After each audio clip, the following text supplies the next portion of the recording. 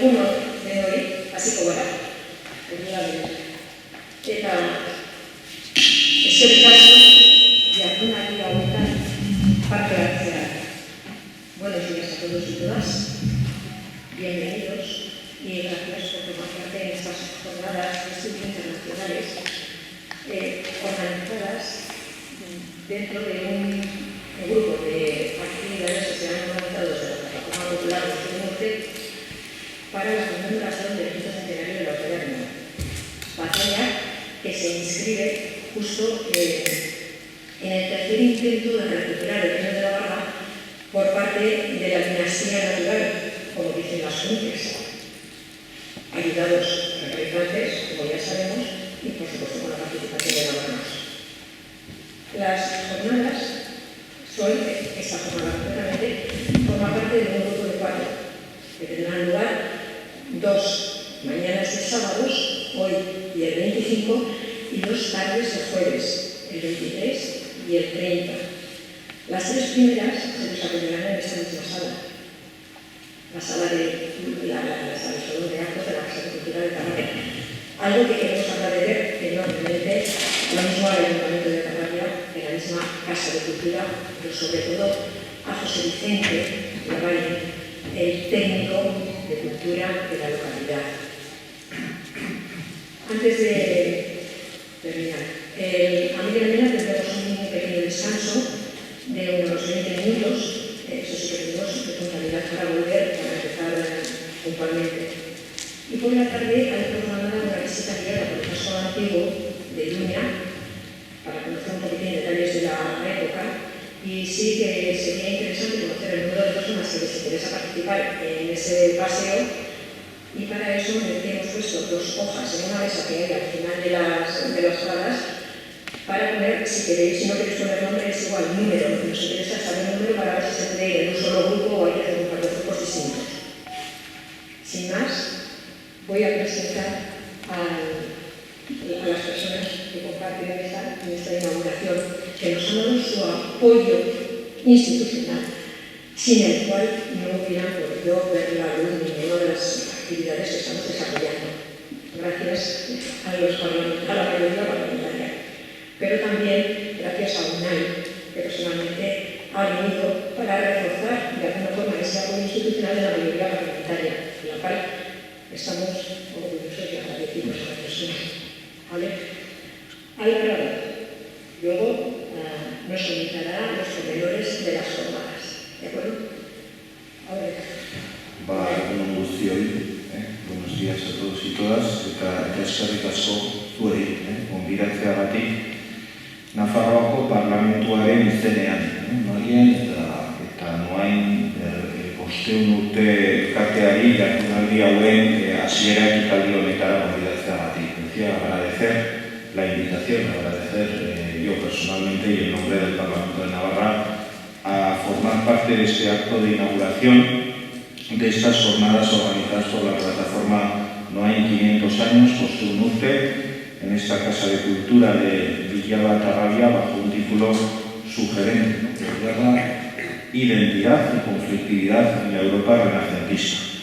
Unas jornadas que se enmarcan en una fecha específica, 2021, en la conmemoración de los 500 años de la batalla de Noain, una efeméride sobre un momento tan significativo de nuestra historia, en la historia de los navarros y navarras, que ha hecho que en torno a ella se hayan desarrollado, como bien ha dicho María, y se estén desarrollando una serie de actos y de jornadas como esta, que han contado con la colaboración de una institución como el Parlamento Foral, que es la más representativa de nuestro pueblo, con el aval, como bien ha dicho ella también, de la mayoría parlamentaria. En Navarra, gure Nafarroan, somos mayoría los que queremos poner en valor nuestra historia. Y cuando hablo de historia, hablo de la historia documentada, como la que nos cuentan y nos contarán las protagonistas de las distintas conferencias programadas en estas jornadas, ¿no? Historiadores y historiadoras de prestigio, para hablar de guerra, de identidad y conflictividad en la Europa renacentista desde una perspectiva internacional. Un plantel de lujo que hoy modera Álvaro Adot y porque en próximas jornadas también lo hará Soraure. Por eso quiero agradecer a la plataforma el buen diseño de estas jornadas, pero también el saber estar ante las provocaciones y manipulaciones que estamos viviendo en los últimos tiempos con especial intensidad, nadie se nos escapa, por intentar desvirtuar nuestra historia y confundir a las nuevas generaciones. Horregatik, garrantzitsua eta premiazkoa da, por eso es importante, fundamental, el papel que desarrolláis.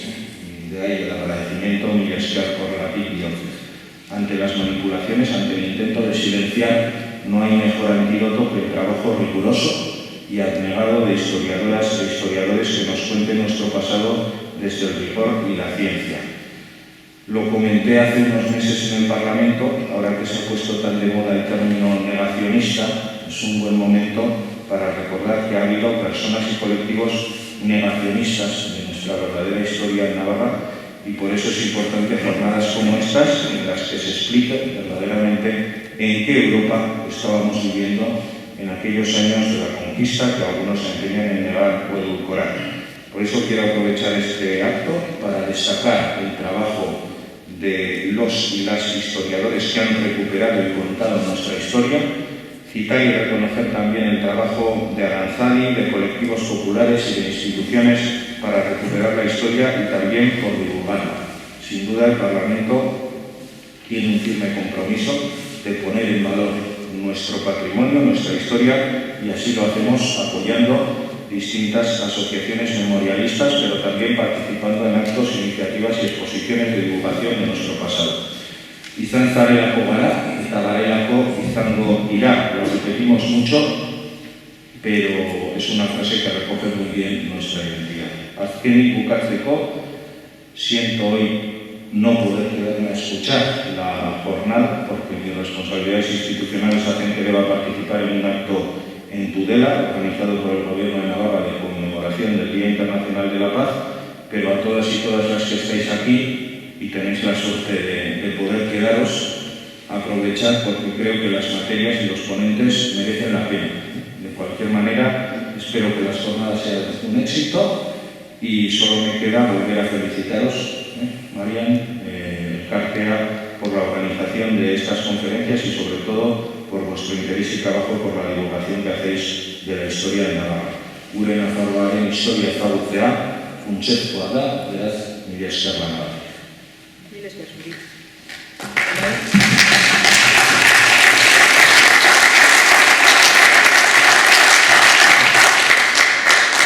Álvaro, antes de dar la palabra a Álvaro, el presidente del Comité Científico, que nos puede explicar perfectamente de qué va la jornada, en qué consiste.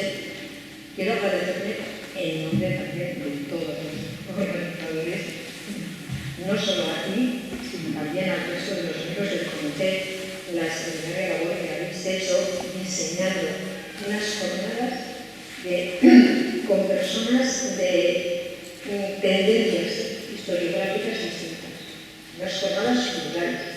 Aniztasuna esaten dugu euskaraz, eta arteetan hori da erantzuna. Hori da, esto era el objetivo que buscábamos, el presentar una historia desde las distintas tendencias historiográficas para acercarnos más a la realidad, a una realidad documental que los investigadores manejan sin tendenciosidad. Y muchas gracias por hacernos unas jornadas no solamente ricas, como muy bien Unai ha dicho. Y sin más, le cedo la palabra a Álvaro. Marian, por estas palabras que a mí me abruman, y probablemente hablo también en nombre del resto de personas que componen junto a mí el comité científico de estas jornadas. Bien, bueno, es un orden hoy. Muchísimas gracias a todas y todos los que estáis y las que estáis aquí hoy, porque vuestra presencia es importantísima para nosotros, historiadores, juristas, filósofos, sociólogos, pues para seguir investigando y para realizar esta labor de transmisión del conocimiento a la sociedad, especialmente a las personas interesadas. Bien, vaya mi agradecimiento en nombre del Comité Científico a los organizadores, especialmente a Marian, por haber confiado en este equipo de trabajo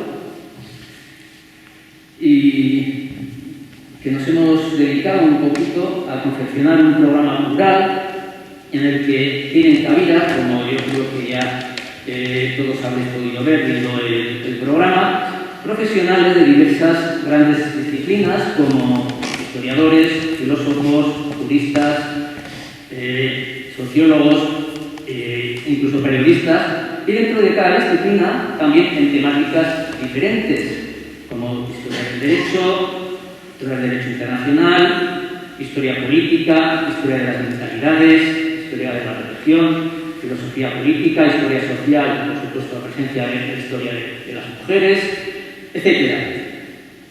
Por supuesto, aunque luego en tercer lugar, pero no por ello es menos importante, vaya nuestro agradecimiento más profundo y sentido al Parlamento de Navarra y especialmente pues, a nuestro presidente Unai Ugalde, que hoy lo representa, a la mayoría del Parlamento, por hacer posible la realización de estas jornadas internacionales sobre un tema importantísimo en Navarra, que hay que decirlo, ya que no olvidemos que los acontecimientos de la conquista de Navarra, de todo, de 1512 a finales de 1520, son muy importantes, pero especialmente para Alta Navarra, los que tuvieron lugar en 1521 y 22, que a mi juicio son de los acontecimientos más relevantes y de mayor trascendencia política. Y cuando hablamos de política, claro, ello conlleva también una trascendencia en aspectos sociales, en aspectos de religiones, en aspectos de mentalidades, etc., para navarros y navarras de este lado de los Pirineos y del otro también, de toda la época moderna, es decir, de 3 siglos. Durante 3 siglos, sin duda, el acontecimiento más importante para Navarra fue la conquista y sus consecuencias. Bien, debemos reiterar que sin el apoyo institucional del Parlamento no hubiera sido posible realizar estas jornadas ni otros eventos que se han venido realizando durante este año, y debemos insistir en este agradecimiento, ya que en caso de que este apoyo institucional no se hubiera dado, muy poquito se hubiera realizado este año para conmemorar este momento tan importante en la historia de Navarra. Esto que quede muy claro. Bien, estas jornadas que inauguramos hoy, y voy a ser muy breve, se estudiará evidentemente el caso de Navarro, por supuesto, desde diversas perspectivas, los aspectos militares, políticos, sociales, religiosos. Como he comentado previamente, en una época fundamental en la historia de Navarra, ya que en 1521, como reza un libro de mayor especialista de este periodo, que es Peyomonteano, que lo tenemos por aquí, pues fue un poco el fin de un periodo y el inicio de otro, ¿no? Este año 1521. Bien, también es importante decir que estas jornadas tienen un componente más internacional, más abierto,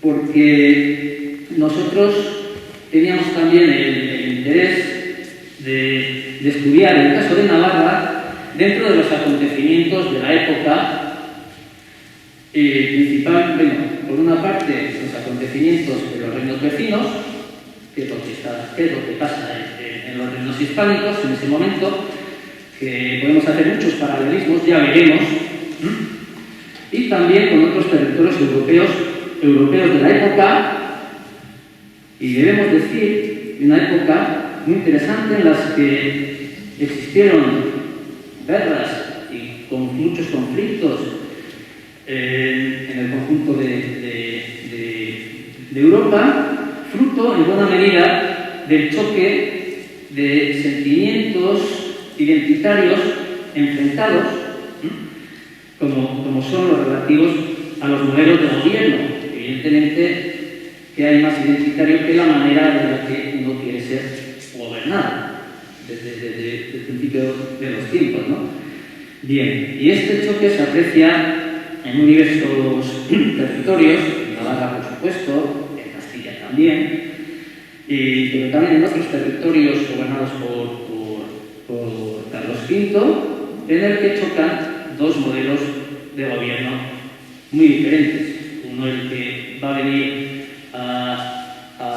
el que desea imponer el imperio, el sistema imperial de Carlos V, y otro el que existe previamente todavía y choca.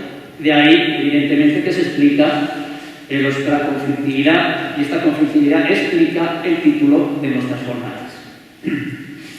Bien, como tenemos 4 jornadas, el contenido de cada una de ellas ya lo iremos comentando en cada momento, ¿no? No es momento ahora de hablar de todo.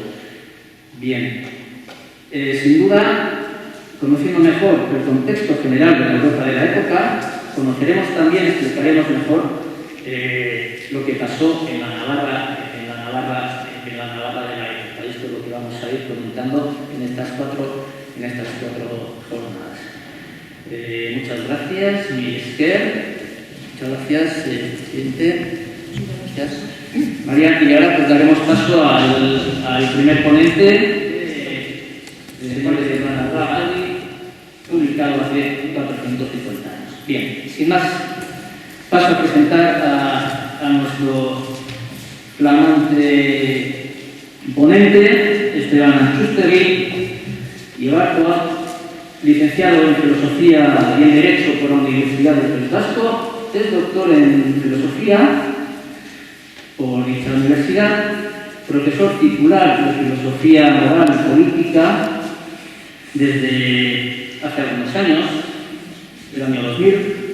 Ha dirigido 15 tesis doctorales, 7 convención internacional, 3 con premio extraordinario, miembro del grupo de investigación Biography and Parliament, del grupo A del Sistema Universitario Vasco. Ha participado en 20 proyectos de investigación, algunos de ellos como investigador principal. Recibió en 2011 el premio Lehendakari Aguirre de la Diputación Foral de Guipúzcoa, destinado a reconocer la investigación en el campo de la ciencia política, y supera, la verdad, tiene muchas publicaciones, más de 300 publicaciones, entre libros, capítulos de libros y artículos científicos. Y también hay que destacar que su faceta internacional, quienes lo conocemos, sabemos que tiene una gran experiencia, una gran trayectoria profesional en el ámbito internacional. Por ejemplo, es profesor honorario en la Universidad Nacional San Antonio Abad de Cusco, también en la Universidad Autónoma de Santo Domingo en la República Dominicana, y en otras diversas universidades de Sudamérica principalmente. Bien. Hoy Esteban nos va a hablar de un tema muy interesante, muy sugerente, y que yo creo que muy poco conocido por la mayor parte de la sociedad, como es el tema del republicanismo en la época de la conquista, ¿no? Yo creo que muchas veces se nos ha hablado mucho del modelo de las autarquías, del modelo tendiente al absolutismo en esa época. Yo por lo menos cuando estudiaba, casi todo lo que estudiaba era eso, y muy poco sobre lo que era el aspecto del republicanismo, cómo se entendía el republicanismo en esa época, Y bueno, y no voy a adelantar más de la charla, así que bueno, te paso la palabra cuando quieras, Iván. Muchísimas gracias, Álvaro. Es un gusto. Bueno, antes que nada, yo preparo mucho, me pasa mucho y el trabajo tiene dos partes. Probablemente no tenga tiempo a la segunda parte y me queda la parte más teórica del republicanismo racionalista.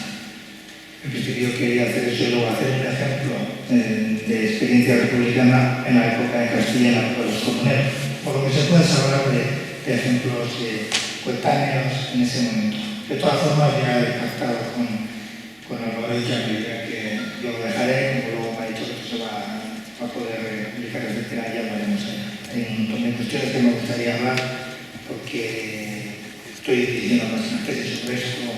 Bueno, ya lo citaré aquí. Bueno, el caso es que primero tengo que dar las gracias a los organizadores por haber considerado que puedo aportar algo en estas muy oportunas jornadas acerca de la Navarra de 1521 y que bajo el epígrafo general de la guerra, la identidad y la conflictividad en Europa renacentista se van a celebrar a lo largo de varias sesiones, tanto en la Carrera de Llava como en Pamplona. Vamos a tener ocasión de compartir investigaciones y contar aquí con brillantes colegas. Hoy comenzamos de la primera sesión de identidad y conflictividad en Europa renacentista, que a mí me corresponde disertar sobre el aspecto del republicanismo en la época de la conquista.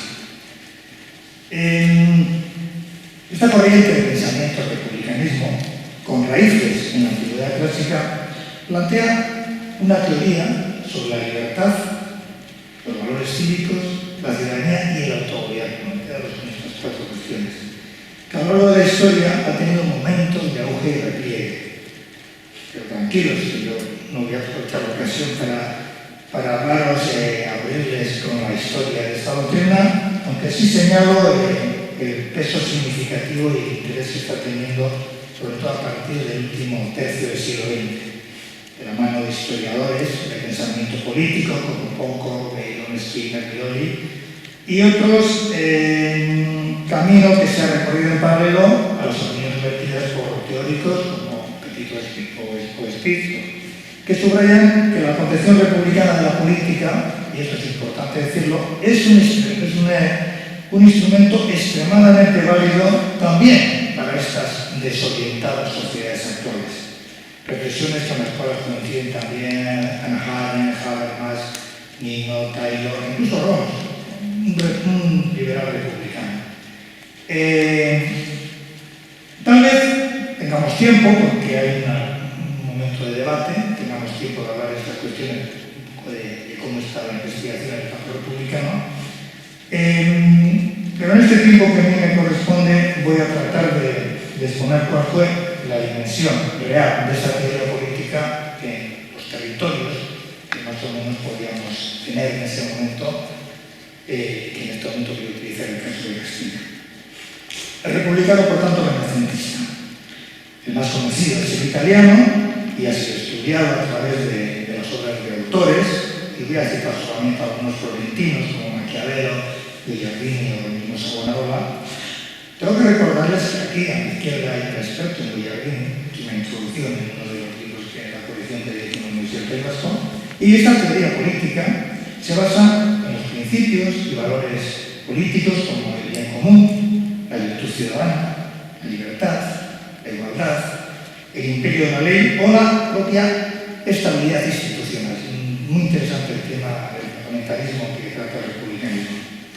A tal efecto, y ahora voy a hablar un poco en el tema más teórico del republicanismo renacentista, esta concepción política, por tanto, se fundamenta en la república, entendida como cosa pública, lo que hoy podríamos llamar como cuestiones de Estado, y que se instituye como una forma de organización que garantiza la participación de una pluralidad de individuos, de ciudadanos, en la gestión de la comunidad.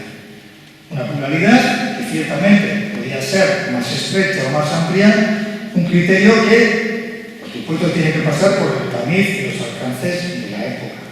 Pero que, esto insisto, claramente se distingue y opone al gobierno de uno solo. Esto es al gobierno monárquico. y especialmente al tiránico, como consecuencia y degeneración de la monarquía. Es importante, por tanto, de esta concepción republicana renacentista, destacar la concepción antitiránica del republicanismo, siempre contrario a cualquier dominación arbitraria. Como voy a señalar algún aspecto teórico, y prometo no alargarme mucho porque luego quiero hablar del ejemplo, la segunda parte es un poco de la revuelta comunera, que yo creo que es una... Discutiremos sobre ello, pero es una revuelta de alguna forma republicana que hay en Castilla. Lo que voy a centrar es resaltar el concepto fundamental del republicanismo. Y el concepto fundamental es la libertad. Claro, la libertad entendida en el contexto republicano, que es la libertad como no dominación. Vamos a ver qué es esto de libertad como no dominación. En ese sentido, la libertad republicana puede definirse como lo opuesto a la servidumbre. Es siervo, dicen los republicanos, quien está a merced de la voluntad de otro. Por lo tanto, y como resultado de todo ello, la libertad no consiste en la ausencia de restricciones, sino en la garantía frente a la interferencia caprichosa de los demás, frente a la vulnerabilidad y frente a la incertidumbre. Es evidente que la servidumbre tiene una importante dimensión subjetiva, porque quien está a merced de otro vive en un constante temor y se ve impulsado a actuar con un exceso de deferencia y obsequiosidad hacia el superior, todo lo cual le degrada moralmente. Por consiguiente, la libertad en la concepción republicana no consiste propiamente en la ausencia de interferencia, esta es la libertad liberal, hablamos de la libertad republicana, sino de la garantía de no interferencia arbitraria por los demás en el ámbito de acción que se le reconoce a cada uno y que le corresponde legítimamente. Es por tanto un concepto más cualitativo que cuantitativo. Ahora bien, esta garantía solamente puede provenir de la ley, porque para escapar de la situación de precariedad y servidumbre respecto a quienes tienen el poder de interferir arbitrariamente en nuestra existencia, necesitamos de un orden normativo que garantice nuestro estatus de libertad. Y el mejor modo de defenderse contra la dominación es un sistema jurídico e institucional que proteja la acción de los ciudadanos confiriéndoles derechos a través de leyes y sanciones. Por consiguiente, la concepción republicana interpreta la libertad no como un dato de la naturaleza, esto es el liberalismo, sino como el estatuto de un ciudadano en un orden jurídico adecuado. Y esto implica que la ley está ligada analíticamente al concepto de la libertad, en lugar de estar subordinada a ella como un instrumento exterior y contingente. En otras palabras, fuera de la ley no hay libertad. Extra legem la libertad, decía Cicerón. Por tanto, la ley no es valiosa porque sea solamente un instrumento necesario para garantizar una libertad previamente dada, esa libertad originaria que existe, es libertad ideal, sino que es ella, la ley, la que crea por su acción la libertad. Y esto implica romper con la concepción instrumental de la política. Los derechos se hacen, no se nacen. Otra cuestión también republicana. Dicho de otro modo, no es una restricción de libertad que hay que aceptar porque proporciona compensaciones, sino porque es precisamente constitutiva de la libertad.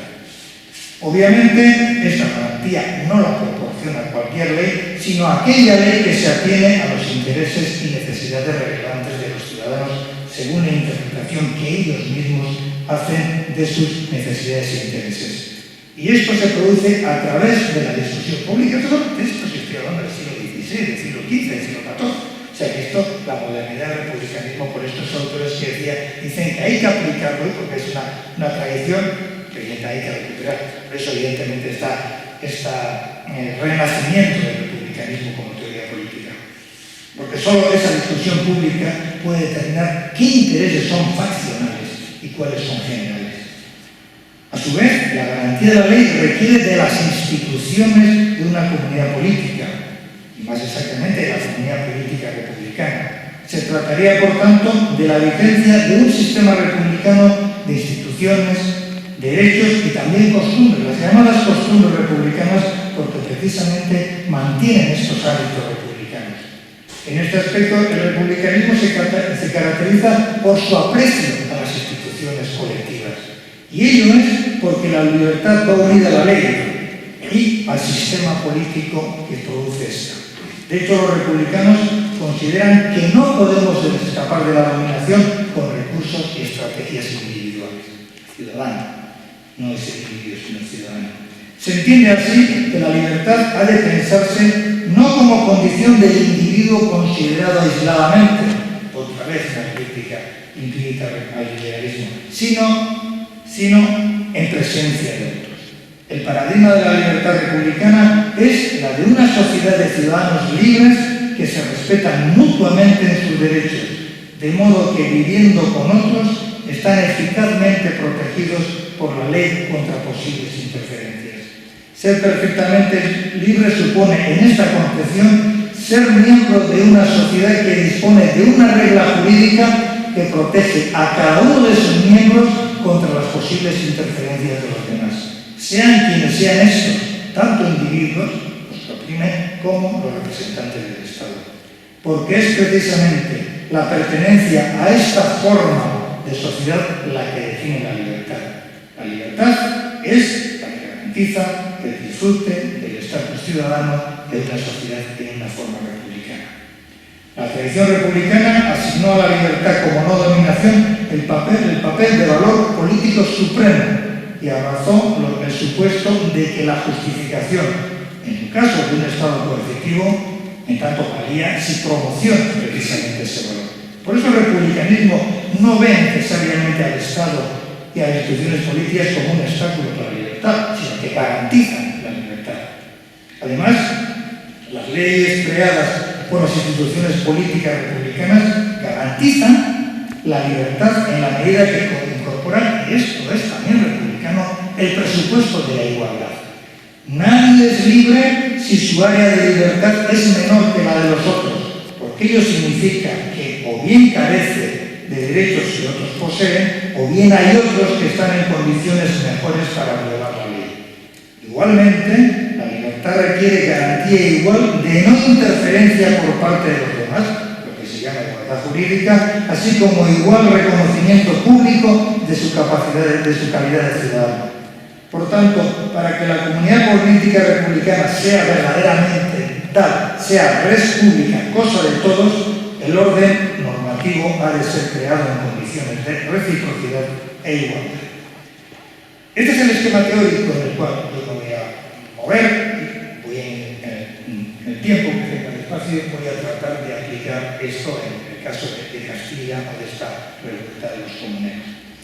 Con este esquema teórico general, y ante la dificultad e imposibilidad que me he encontrado de no poder utilizar ejemplos navarros, he optado por analizar experiencias cercanas que no tengo duda que también fueron conocidas por los navarros de la época, apreciadas por unos y demostradas seguramente por otros, pero por navarros de la época.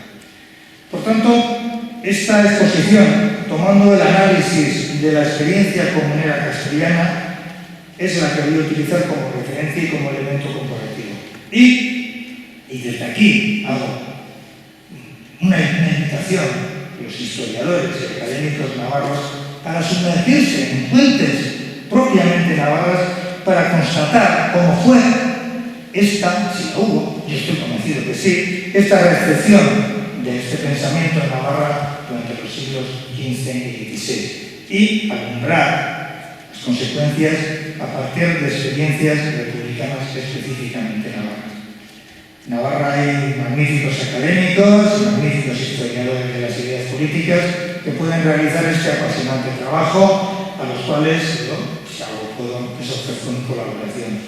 Porque solo conociendo el pasado estaremos mejor dispuestos para conocer nuestro presente y caminar con determinación hacia el futuro. Por mi parte, lo que tenga de tiempo, pues que ahora me ha dicho que va a ser tiránico y me va a recortar en cuanto me pase, intentaré hacer una aproximación sobre la revuelta comunera de 1521 y el contexto histórico como referencia para, en ese caso, digamos, viendo el espejo a Navarra. Asimismo, un investigador debe reconocer sus fuentes y yo debo recordar y señalar las mías. Por tanto, debo reconocer en este trabajo que he hecho la inestimable ayuda que he recibido de Eduardo Fernández García, que es profesor de Historia en la Universidad de Burgos y coautor de un libro que yo os digo que lo consideréis, que acaba de ser publicado, un libro publicado este año en Tecnos, junto a un profesor de la Universidad de León, un catedrático que es Salvador Luis Rocino, es La rebelión de las comunidades, monarquía, comunidad y participación. Porque además yo entiendo, tengo la inmensa suerte de estar codirigiendo una nueva tesis doctoral que está haciendo Eduardo Fernández García sobre las bases republicanas de la revuelta comunera en Castilla, todo lo cual me ha posibilitado acceder a una información extremadamente valiosa. ¿Cómo vamos de tiempo? 10 minutos todavía. Bueno, voy a intentar, no lo sé cómo vamos a hacer. Vamos a ver, yo voy a intentar hablar de las características del movimiento y de esta revuelta comunera. Y para ello voy a hacer como señalar cinco puntos, ¿no?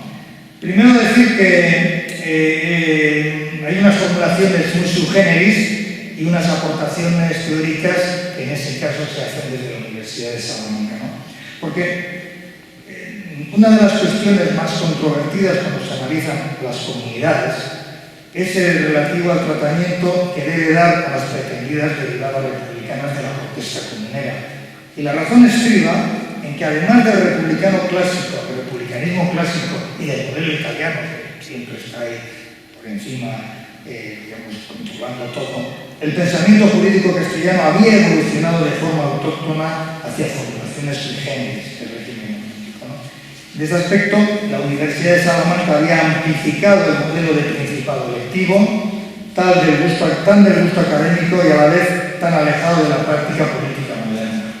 Por utilizar el magisterio de Alonso de Madrigal de Óptima Política, el libro de Alfonso Polo de Pedro Martínez de Osma y su Summa Super Legis Politicorum, Aristóteles, hay unos comentarios de Fernando de Roa a la política de Aristóteles en las cátedras en este momento de los púlpitos universitarios, en Zamora, en Salamanca, le van a dar un componente, digamos, muy importante. Y esta es una de las diferencias que vamos a hacer respecto a los modelos del modelo italiano, ¿no?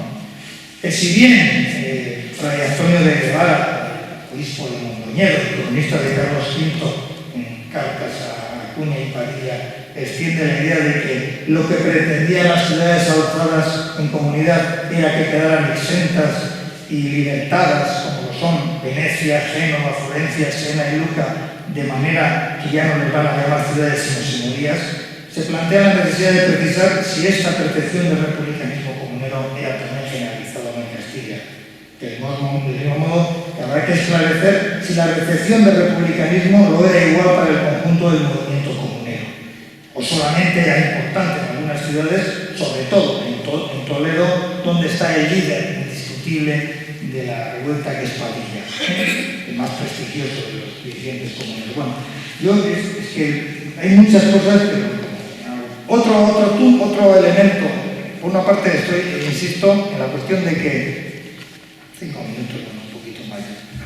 Entonces, la importancia, digamos, de la Escuela de Salamanca en su reteorización de lo que va a ser Aristóteles, Cicerón e incluso con referencia a Platón. Por otra parte, al hacer este análisis hay que hacer también una cuestión importante, ¿no?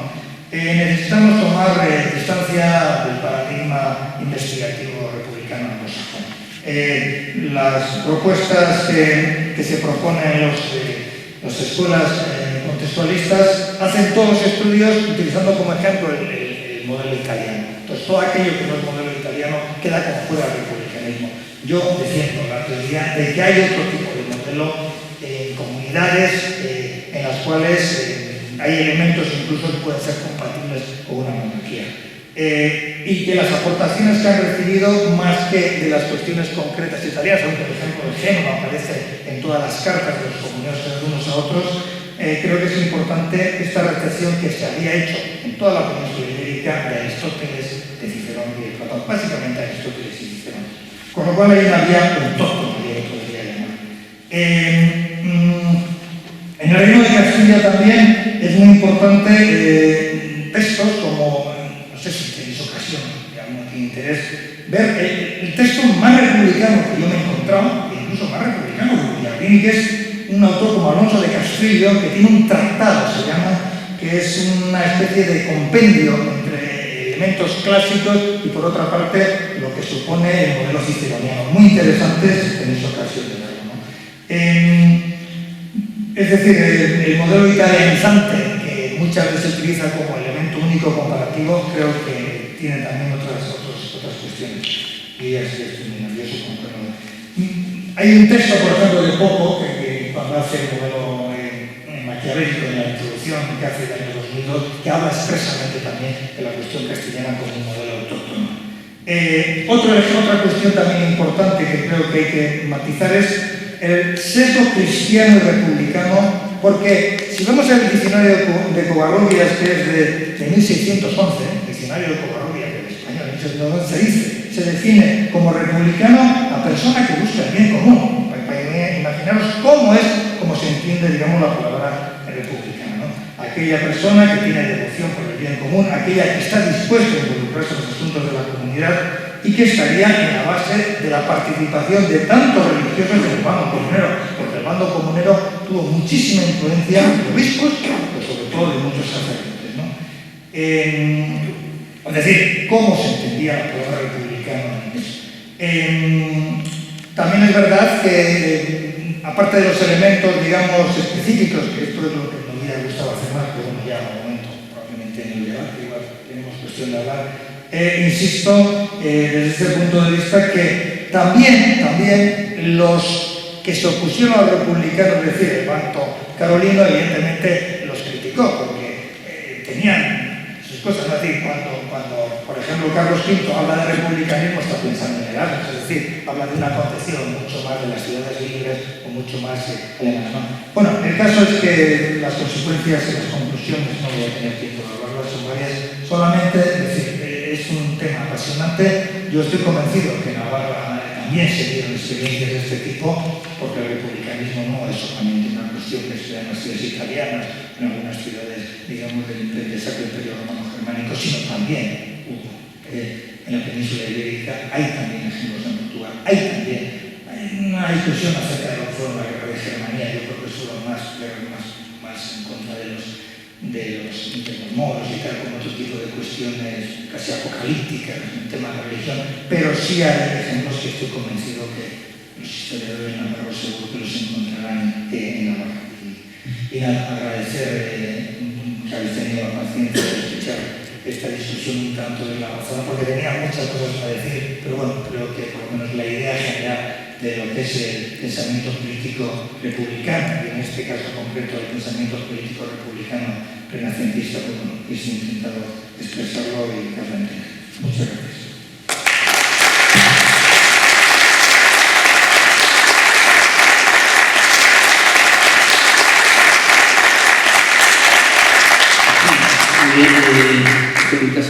Muchas gracias, Esteban, por esta muy sugerente comunicación que nos has dado y por estas vías novedosas, ¿no?, sobre esta visión del republicanismo.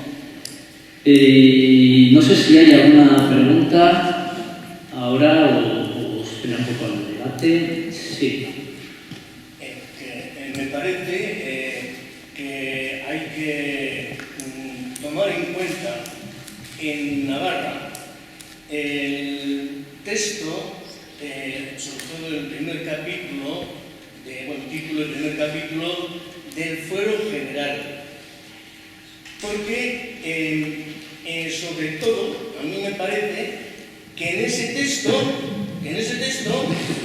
se muestra con mucha claridad que la colectividad quiere estar segura frente a la realidad de un poder que entonces no se veía más que como real y que naturalmente se presupone que tiende hacia el autoritarismo. Es fácil, o sea, en esta parte, en este texto, en que se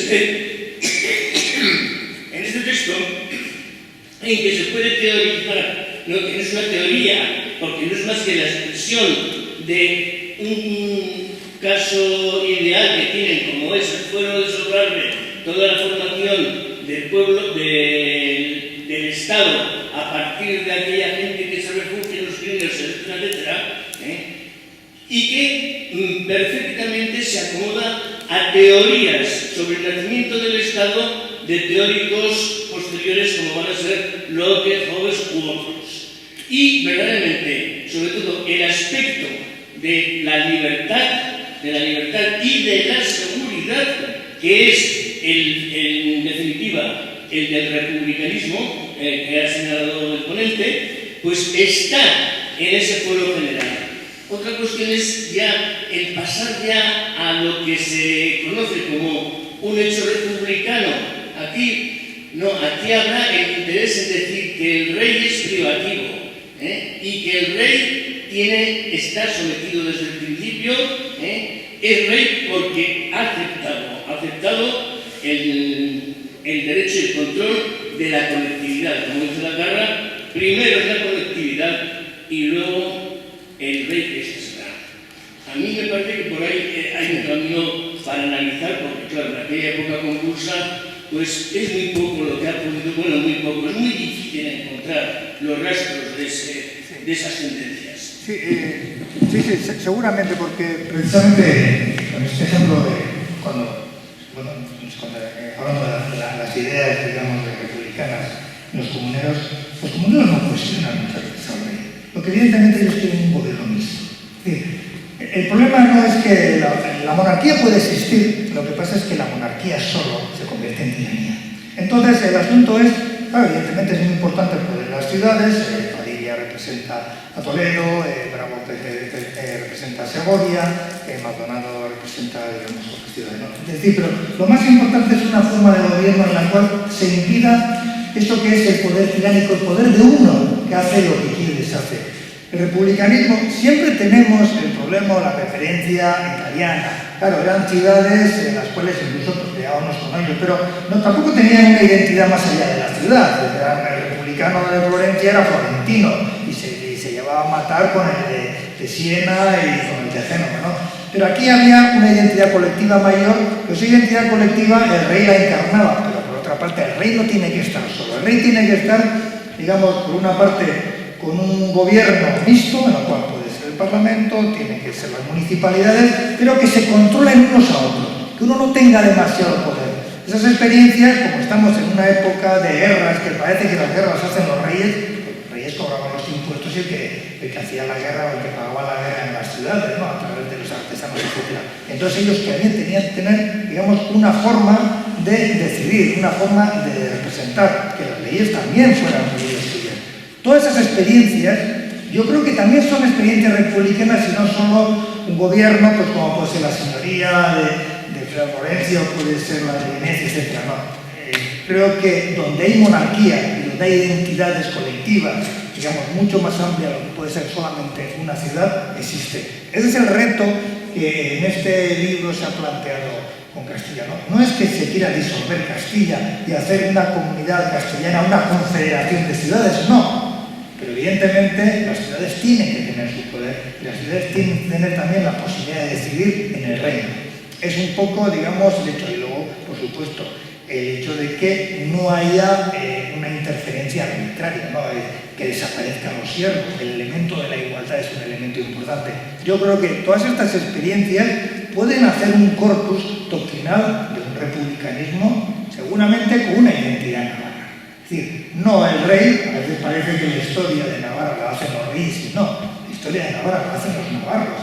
Y aquellos navarros también quieren tener su voz, digamos, en el futuro de su país, ¿no? Todo eso, y de alguna forma con ideas como la libertad, la igualdad, la virtud cívica, la responsabilidad, etc., son elementos fundamentales. Yo creo que aquí hay muchos mimbres para hacer una buena cesta y el texto que tú dices puede ser un primer comienzo para poder analizar eso. Muy bien. Bueno, andamos un poquito mal de tiempo. Así que no sé si hay alguna otra cuestión o posponemos las cuestiones para el final para el debate. No sé si hay... Bien, pues entonces pues bueno, en el debate volveremos sobre este tema, porque además yo tengo una cuestión muy importante que comentará el profesor Esteban. Y bien, muchas gracias, Esteban. Y ahora pues daremos paso al siguiente ponente.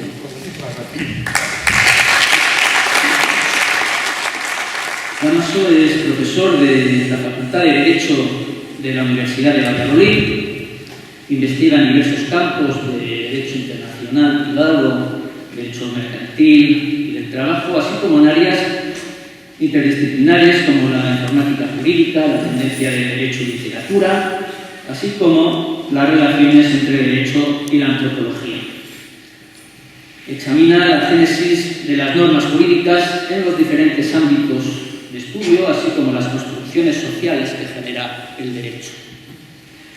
Bien, ha publicado numerosos artículos científicos, fue compilador de ese libro, esos dos volúmenes clásicos que son La libertad del dinero, y codirigió junto a Luis Díaz Llana el volumen colectivo que a mí me parece muy interesante y que aconsejo a todos y a todas que si tenéis la posibilidad de consultarlo lo hagáis, lo compréis, es El patrimonio cultural inmaterial de Castilla y León, director de la Cátedra de Patrimonio Cultural Inmaterial Europeo de la Universidad de Valladolid y muchas otras cosas.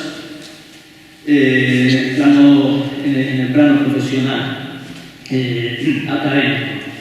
Yo lo que también quería comentar es mencionar su versatilidad, ya que también es un destacado escritor, esto es decirlo, de poesía y narrativa, poeta que pertenece a la llamada generación de la transición, de Valladolid, si no me equivoco, de los años 80. En abril de 1988 organizó y dirigió las primeras jornadas de poesía en la Universidad de Valladolid. Desde 2017 organiza anualmente con el Ayuntamiento de Valladolid las jornadas de poesía en Valladolid. Obtuvo el segundo acceso del premio Francisco Pino de poesía experimental y ha publicado, ha editado libros muy interesantes como Ángel Tras el cercado, Frágil refugio y uno que yo quería citar especialmente como es El ángel de la tempestad. Como me dijo un amigo que también leyó este libro, una obra maestra para la mente y el alma. Y bueno, ese ángel que observa asombrado la catástrofe de la historia, ¿no? Un libro totalmente aconsejable, además de 2018 se puede conseguir muy fácilmente. Bien, volvemos a la conferencia que nos va a dar hoy, que imparte hoy Damaso, que lleva por título Nacionalidad y extranjería en las comunidades de Castilla. Este es un tema muy interesante que además se puede extrapolar al caso navarro. Es un tema muy interesante porque se puede poner en relación en el caso navarro el tema de los discursos nacionales, el sentimiento nacional, este sentido que esta nacionalidad que comentaba Marabal, ¿no? este proto-nacionalismo, ¿no? Que existe, que se ve muy claro en muchos aspectos, en Castilla y también en Navarra, ¿no? Luego igual haremos algunas similitudes. Y lo que sí quiero destacar es este libro, del que es editor, coeditor, junto al catedrático István Zaldi de Borja, que es totalmente aconsejable, ha salido este año y contiene muchas ponencias que se han tenido lugar en la Universidad de Valladolid en estos últimos años. La verdad es que envidio mucho a la Universidad de Valladolid por haber tenido esta iniciativa de durante tiempo dedicarse al estudio del caso de Castilla.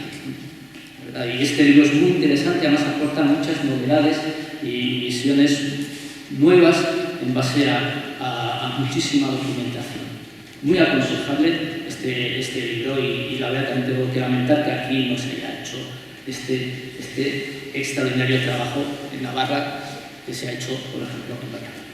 Sin más preámbulos, pues te paso la palabra y muchas gracias de nuevo.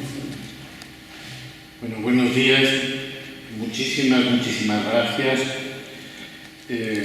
a los organizadores, a Álvaro, por poder estar aquí, por la invitación a las jornadas. Y, francamente, para mí es un honor poder aportar mi perspectiva y la perspectiva de lo que el gran hispanista Josep Pérez llamó, con todas las consecuencias, la revolución comunera. Y resalto lo de la revolución comunera. Me ha gustado mucho la exposición de Esteban Achustegui, pero revuelta, rebelión, protestas, revolución, la revolución comunera. Con todas las consecuencias, yo creo que en el prólogo del libro que se titula Cuando el mal gobierno sublevó un pueblo, hablamos de revolución porque revolución comunera, repito, es como lo denominó Josep y lo demostró, a mi juicio, Josep Pérez en sus estudios. Bien, voy a intentar ser muy rápido y voy a empezar también por alguna cuestión metodológica. Mi ponencia se titula Nacionalidad y extranjería en las comunidades de Castilla. Deliberadamente contiene un anacronismo conceptual, porque los conceptos que hoy conocemos como nacionalidad y como extranjería propiamente dichos no existían en el siglo XVI, existían extranjeros sin duda y existían, como vamos a ver, naturales del reino y vecinos, pero no nacionales. Y por tanto no existían con los perfiles actuales el concepto de nacionalidad y la idea de nacional. Sin duda son herederos primero de la Revolución Francesa y luego del romanticismo ideológico del siglo XIX y de su producto histórico, del romanticismo, que es el nacionalismo. Por tanto, se trata del uso de un concepto nuevo, posterior, para una realidad antigua. Y la extranjería, como se sabe, pues es un concepto negativo, o tiene un concepto negativo que sería el que no pertenece a una determinada comunidad, hoy decimos el no nacional, y tiene unos perfiles definidos como el régimen jurídico de los extranjeros en un determinado país, es decir, los derechos y libertades de los extranjeros en un país concreto. De forma que esta aplicación retrospectiva de los conceptos a una sociedad como la sociedad castellana del siglo XVI y a un protoestado como el del inicio del reino de Carlos I, pues entiendo que tiene una virtud que es la de iluminar la luz sobre unas realidades institucionales en los albores de la Edad Moderna, en el momento de formación del Estado moderno y de la constitución embrionaria de estas instituciones. Tiene, por tanto, el título, según mi criterio, la virtud de conectar a través de los anacronismos las instituciones actuales con lo que fue o con lo que fueron los embriones de su creación inicial. Una virtud, entiendo que plástica, que permite conectar pasado y presente. El anacronismo, utilizado así, aporta también una metodología de análisis histórico, la comprensión diacrónica de los hechos, su interpretación, su entendimiento en el contexto del devenir del tiempo, arrancándolo del falso marco, como decía Walter Benjamin, del continuum histórico. Las comunidades de Castilla son probablemente un prototipo, además, a mi modo de ver, en la interpretación histórica del método benjaminiano, sus tesis de filosofía de la historia, en nuestro contexto histórico español. Lo puede ser probablemente otro tipo de realidades como la que dedicamos estas jornadas.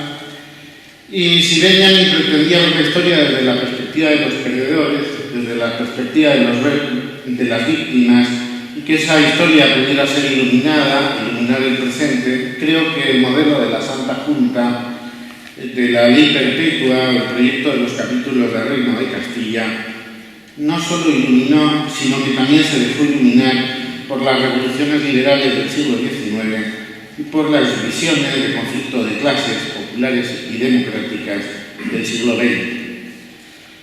Y por último, creo que hay que mencionar en estos prolegómenos un elemento que yo creo que está ineludiblemente en las comunidades de Castilla. Hay un libro de los años 70 de Ramón Alba, que se ha difundido relativamente poco, que lo pone muy en evidencia. Algo escribió también el propio Josep Pérez sobre el tema, que es el elemento mesiánico, apocalíptico de las comunidades, que probablemente ha quedado oculto cuando en realidad tuvo un papel fundamental como medio de difusión ideológico, emparentando las comunidades de Castilla, donde se prometía el cielo en la tierra, con las revueltas campesinas alemanas de Turingia de 1525, con Thomas Müntzer a la cabeza.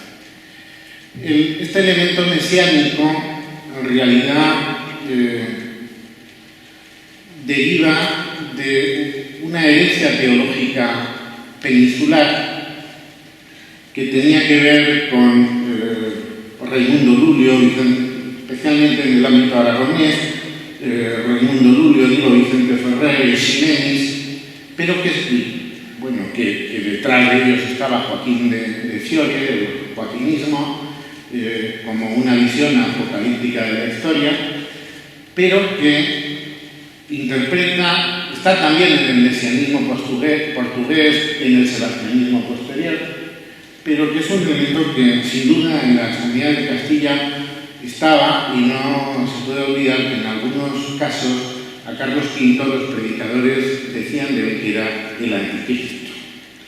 El hecho de que las revueltas alemanas pertenecieran a la herejía anabaptista y que los sermones milenaristas de las comunidades castellanas tuvieran sus raíces en una tradición apocalíptica católica, pues probablemente ha permitido pasar por alto su relevancia, pero a mí me parece que ahí está y que habría que considerarlo como uno de los elementos que pudo impulsar y atraer ideológicamente a los ciudadanos. Bien, dicho esto como prolegómenos, el nacionalismo, la importancia de la nacionalidad. El nacionalismo, bueno, me parece que resulta pertinente poner en evidencia que uno de los elementos centrales de la Revolución Comunera está en lo que podemos llamar, entre comillas, una suerte de nacionalismo del movimiento comunero, como rechazo a la ocupación y al pillaje, no solo la codicia de flamencos y borgoñones que acompañaban a Carlos I y que ocuparon el Estado, el protoestado. Sin duda no se puede olvidar que Fernando el Católico pretendió dar ventaja a su nieto, el infante Fernando, en el primer testamento del 2 de mayo de 1512, donde designaba a Fernando como regente de Castilla y maestre de las órdenes militares, en caso de que el territorio quedara vacante. La pretensión, por tanto, de Fernando de Aragón era que la nobleza castellana apoyara al infante y desplazara a Carlos en la sucesión. Poco antes de su fallecimiento, en enero de 1516, Fernando el Católico aceptaría modificar el testamento y dejar al cardenal Cisneros como regente ante las presiones de Adriano de Utrecht, que era el preceptor de Carlos, quien viajó a España en otoño de 1515 con ese cometido.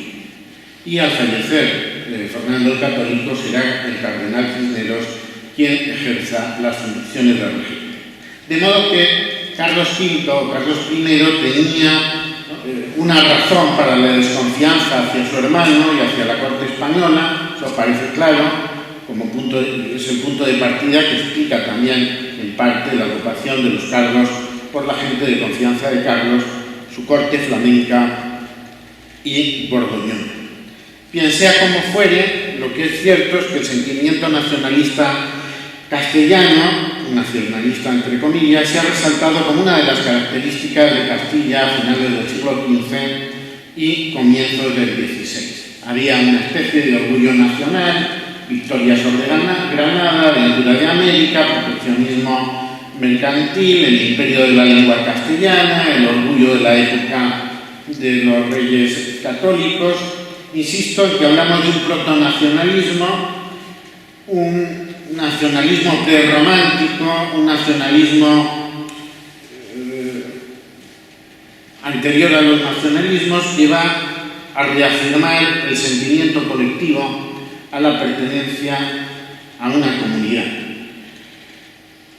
Y como se sabe, la defensa de lo nacional y de los intereses nacionales apareció como un elemento central de quienes se sumaron a la revolución comunera, en especial en el inicio las clases privilegiadas que en algunos casos irían abandonando al bando común.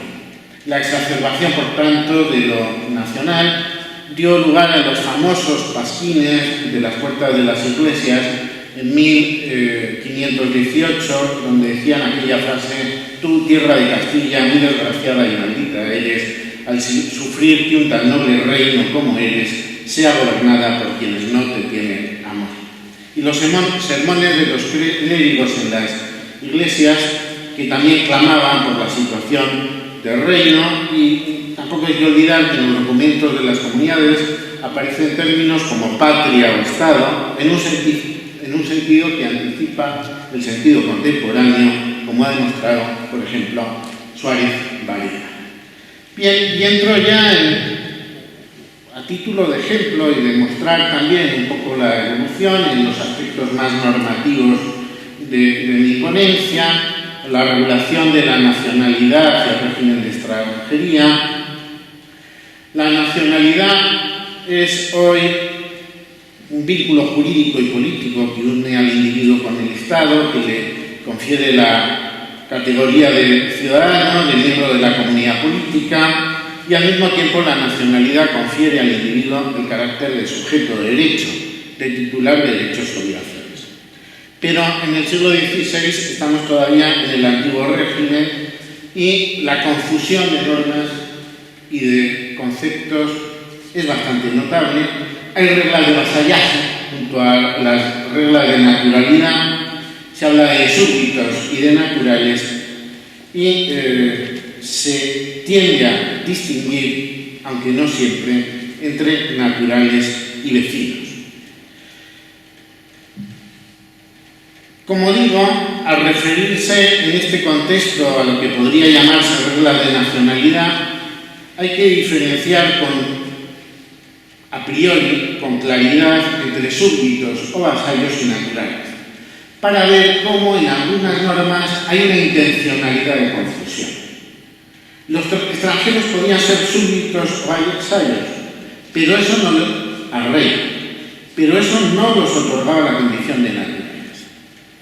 Bien, ¿quiénes eran los naturales?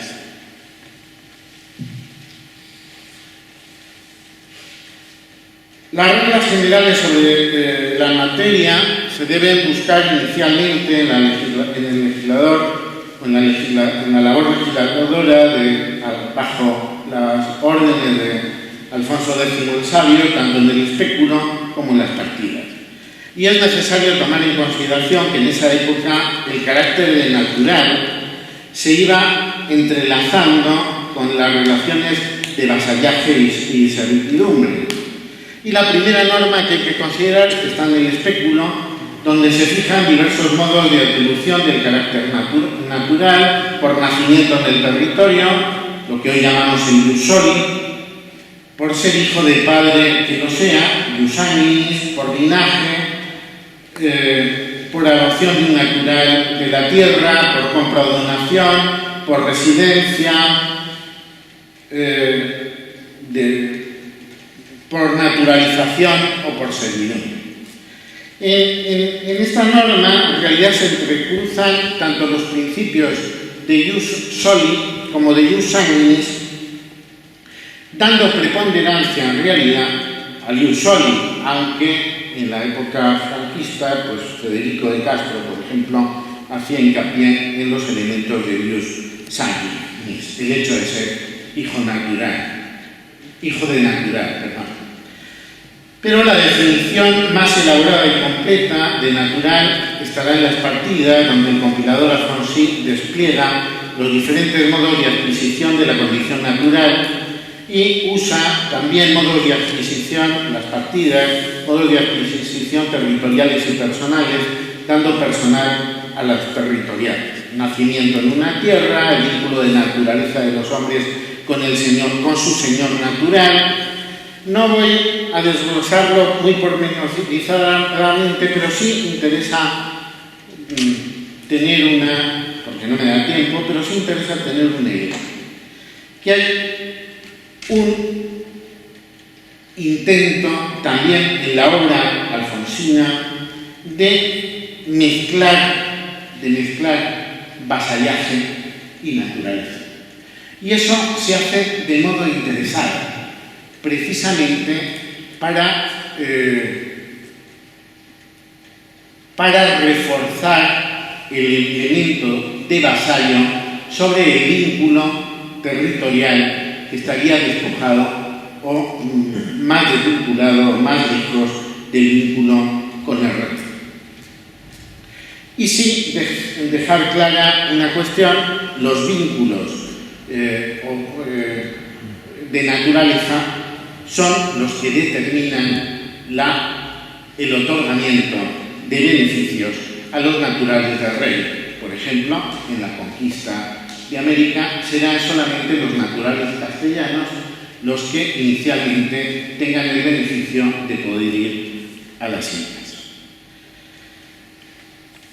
Bien, desde la perspectiva de las normas que reservan los beneficios a los naturales del reino, hay una clara evolución, una pragmática Enrique III dictada por las Cortes de Madrid en 1396,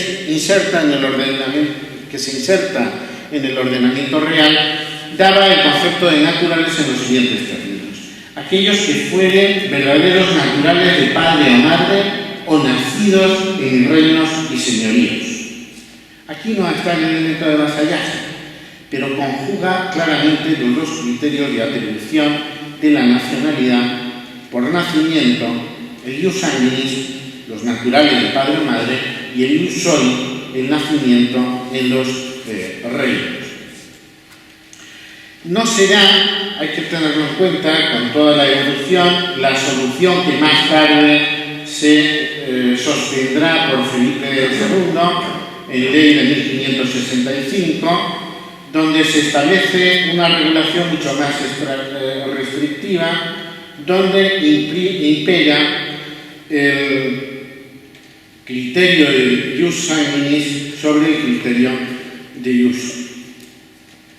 Bien, fijados los naturales, la cuestión estaba en el papel que desempeñaba el otro modo de adquirir la nacionalidad, que no era la adquisición por nacimiento, que era la naturalización.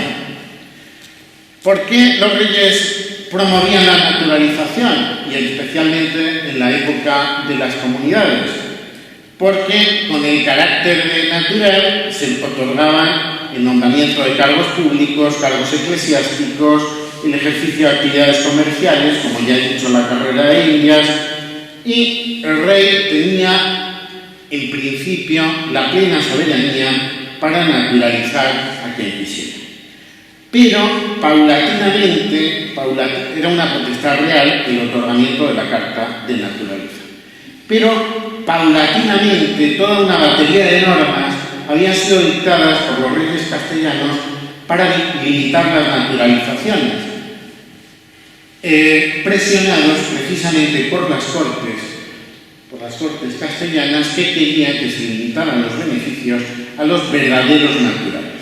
Desde 1377, que Enrique II en Burgos establece una norma donde revoca todas las cartas de naturaleza dadas a los extranjeros, se van sucediendo disposiciones que ratifican esa solución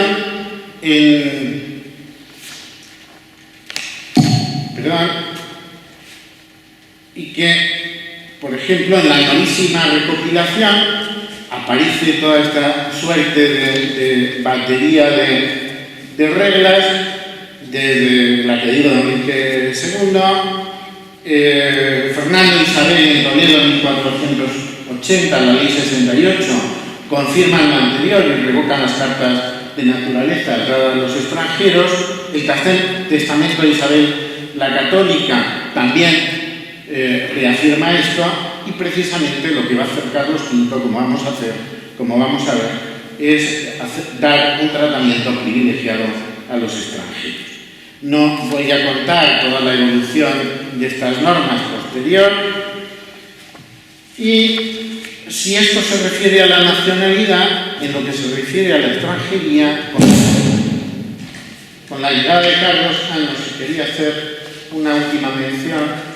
Con la llegada de Carlos, a España, llegan, como digo, la corte de flamencos y borgoñones, ocupan los cargos y beneficios, y aquí los ejemplos son múltiples. El señor Lechier, Guillermo de Croy, preceptor de Carlos V desde 1509, se convierte en contador mayor de Castilla.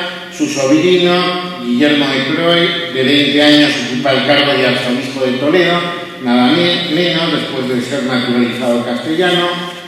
Y a la marcha de Carlos, en 1520, es Adriano de Utrecht el que queda como regente, con el consiguiente disgusto de la nobleza castellana. Desde el punto de vista de la extranjería, estaríamos ante una extranjería privilegiada, con la naturalización de los flamencos y borgoñones, que, como demuestra, por ejemplo, el derecho de la Unión Europea y el derecho de libertad de circulación, cuando a un extranjero se le otorga el principio de igualdad, acaban no pudiéndoles aplicar determinados aspectos negativos que sí se aplican a los nacionales. Con lo cual, es una extranjería privilegiada que tiene privilegios sobre los nacionales, que eran lo que en realidad sucedió. Para terminar, en las propuestas comuneras, especialmente en la ley perpetua, lo que se resalta la aparición, se habla expresamente de naturaleza de origen, lo que es empezar o un antecedente de lo que luego sería la nacionalidad originaria, a la que se le otorga determinados privilegios, y no puedo ya, tengo el tiempo encima, las restricciones que la ley perpetua establece para el rey, para que el rey no nombre conservadores, gobernadores, el consejo, las audiencias, las encomiendas de las órdenes militares, los prelados, los arzobispos, etcétera, etcétera. Lo que se busca es que no se dé un trato de igualdad. Y, a mi modo de ver, eso muestra bien toda una concepción en ese momento de lo que era el bien común colectivo y los intereses colectivos, los intereses del común, que era, en último término, a lo que respondían las comunidades de Castilla. Bien, no soy un historiador, termino ya, soy jurista. El método histórico permite comprender, a mi modo de ver, las instituciones insertadas en un contexto comparativo y que muestra sus perfiles y contradicciones. Las comunidades de Castilla fueron un momento muy relevante donde se muestran, en algunos casos con anticipación, muchos de los conflictos que han sido mantenidos en el tiempo en nuestra historia. Por ejemplo, me remito a dos: el intento de sometimiento a la ley de la jefatura del Estado, que en realidad hubo un intento en la Constitución de 1812, de establecer esa limitación. Ya sabemos que al final el siglo XIX estuvo lleno de cartas otorgadas y eso no se consiguió hasta la Constitución republicana de 1931. Luego, el sometimiento del rey o de la jefatura del Estado a la ley, que es un déficit histórico de nuestras instituciones. Y, en segundo lugar, y principio de igualdad. La eliminación de los privilegios. Ahí lo dejo. Muchas gracias.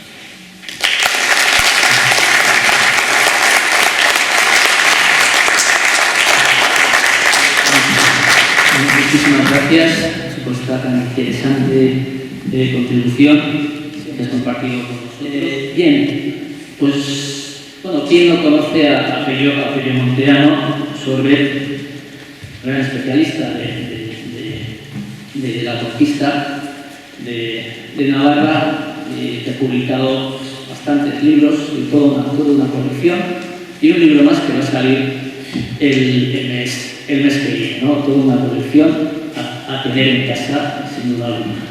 Bien, Pello es licenciado en Geografía e Historia por la UNED, licenciado en Sociología y doctor de Historia por la Universidad Pública de Navarra. Recibió el Premio Nacional de Licenciatura de la UNED en 1994. En los años siguientes tuvo una beca del gobierno vasco que le permitió realizar su tesis doctoral, muy interesante, que muchos hemos utilizado, sobre el mundo rural navarro en los siglos XV y XVI, el campesinado, becado también posteriormente para su perfeccionamiento como historiador. Entre 2002 y 2004 investigó en muy diversos archivos y bibliotecas del conjunto de España, de otros países europeos y de Estados Unidos. Como docente ha sido profesor de Historia en la Universidad Central Vasco y en la UNED, y desde 2007 es técnico superior del Archivo Real y General de Navarra, algo que muchos pues no se agrada, y es una buena noticia que aquí tengamos como técnico de archivos desde 2007. Bien, varias de sus obras se enmarcan en la historia local, la historia de población navarra, historia sociolingüística, y como he comentado al principio, sus investigaciones sobre la conquista de Navarra se recogen en muy diversos artículos, comunicaciones, conferencias y en, si no me equivoco, los 6 libros ya sobre el tema de la conquista. Bueno, yo solamente os he traído este porque trata directamente de 1521-1522, pero todos los libros son de un grandísimo interés, basados siempre en la documentación y en análisis rigurosos, cosa que siempre hay que agradecer en un historiador, y evidentemente lo agradecemos enormemente a aquello que siga esta línea en estos tiempos en los que lamentablemente otras personas no quieren seguir. Bien, hoy Pello nos hablará un poco sobre la participación de los navarros en 1521 en el tercer intento de recuperación del reino. Y sin más dilación, pues bueno, te paso la palabra. Muchas gracias, que te casco de nuevo, Pello, por el pedido, y bueno, y adelante. Caso Álvaro, me resulta curioso que una persona que le aboman tanto los elogios los haga en tanta cantidad. También a veces estamos nosotros que, bueno, pues no reaccionamos muy bien a estos alardes de currículum. Yo creo que la mayoría de vosotros me conocéis y habéis oído este currículum un montón de veces. Con lo cual, pasaría directamente a agradecerle a Álvaro sus comentarios, a Marian y al resto del comité organizador de las jornadas que la haberme invitado. Agradecimiento también por hacerlo en mi pueblo, por venir a mi pueblo a hacerlo, evidentemente. Y sobre todo, agradecimiento por no dejar pasar estas fechas sin conmemorar, no se trata de celebrar, sino de conmemorar un momento histórico que fue, nunca mejor dicho, una encrucijada para esta tierra, ¿no? Y que por sus consecuencias en el presente pues está en mucha mayor medida que, por ejemplo, los acontecimientos del año 12, dejados un poco de la mano de Dios por un sector de la sociedad al que estos hechos pues resultan incómodos.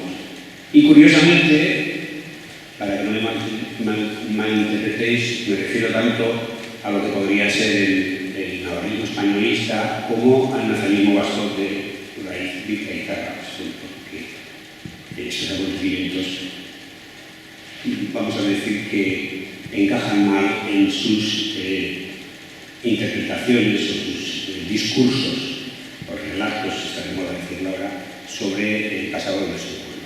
Bien, como es bueno aprender de cabeza ajena, y a todos los ponentes anteriores con sus ponencias muy interesantes, por cierto, les ha pillado un poco todo con el tiempo. Yo, que tampoco me digo cuánto en concreto dura la presentación que he preparado, pues voy a pasar directamente, advirtiendo eso sí que prefiero dar una visión muy por encima, pero de todo lo que he preparado, que profundizar en aspectos concretos por una sencilla razón, porque no va a dar tiempo, y en otro orden de cosas, porque muchos de esos aspectos van a ser tratados con más profundidad y yo diría que incluso con más competencia por otros ponentes, ¿no? Bueno, lo he preparado en un PowerPoint con una serie de apartados. Voy a hacer una pequeña presentación, la que estoy haciendo ahora. Vamos a hablar un poco del contexto. Aquí hemos hablado de la situación castellana, se va a hablar también de la situación francesa. Es una pena que no podamos analizar tampoco lo que ocurre en la Jornada de Aragón, concretamente el movimiento de las Germanías. Vamos a ver un poco los sesgos que introduce las fuentes de información. No es que lo de que el vencedor es el que, pues, la historia la escriben los vencidos, pero a veces también sobreviven los documentos del vencedor.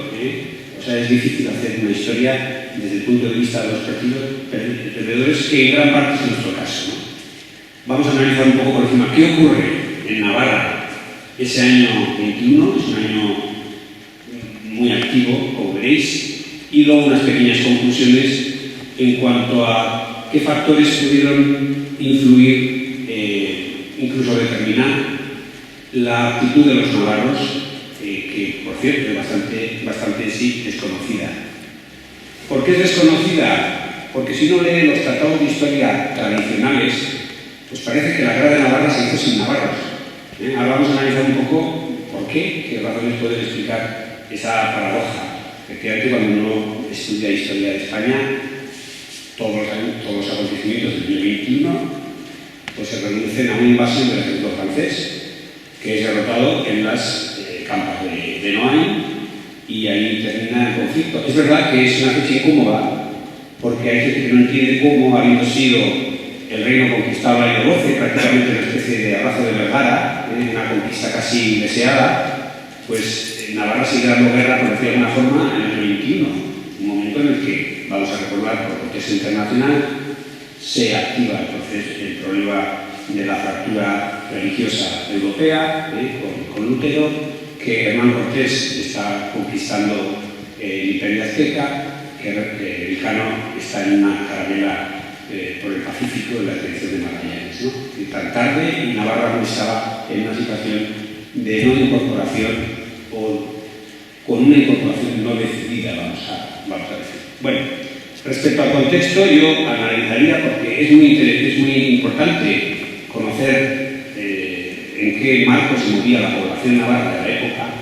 La demografía es lo primero. Es decir, Navarra es un enano demográfico, permitimos la expresión, respecto a sus dos poderosos vecinos que se la disputan, por decirlo de alguna forma, si no una absorción, sí un control político o geoestratégico, ¿no? Navarra tiene en esta época una población que no superaría los 150.000 habitantes.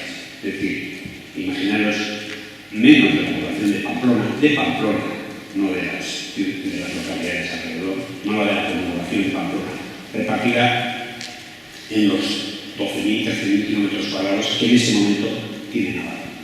Francia tiene 15 millones, España puede tener aproximadamente la mitad. En política, el año 21, esto no ha sido exactamente así en la década anterior, tiene una dependencia enorme de Francia por la causa legitimista, me estoy refiriendo. Navarra, por decirlo de alguna forma, el año 21 ha perdido su interlocución propia dentro de los estados europeos. En el año 12, Navarra tiene embajadores en algunas de las cortes europeas, la del emperador, etc., unas veces permanente, otras veces esporádicas. En ese momento la dependencia militar, yo diría que económica y diplomática respecto a Francisco I es prácticamente total. Hemos de recordar que Enrique II, el príncipe sabuesino que ha heredado la legitimidad dinástica, tiene apenas 18 años y aún no se ha liberado de la tutela de su abuelo, el gran señor de Andrés. Y en el interior, la conquista ha vuelto a activar una diferenciación que va a tener una explicación en cuanto a las actitudes derivada un poco de la guerra civil, ¿no? Pues vamos a Beamontes y Abramontes con sus odios y amores, vamos a decirlo, aunque es verdad que el año 21 se va a confundir el alineamiento de ambos bandos, es decir, va a haber gran parte del bando de Amontes que se va a unir a la legítima dinastía en su intento de recobrar el reino. En economía también es importante, los estómagos juegan un gran papel en lo que hace la gente, y más en esta época. Venimos de un periodo de muy malas cosechas, del año 20, es decir, el año 21 es una cosecha que está siendo muy ansiada y daros cuenta que las operaciones militares comienzan previamente a las cosechas. Esa mala cosecha del año previo, el año 17 también fue de una gran hambruna, va a condicionar los precios de los alimentos básicos.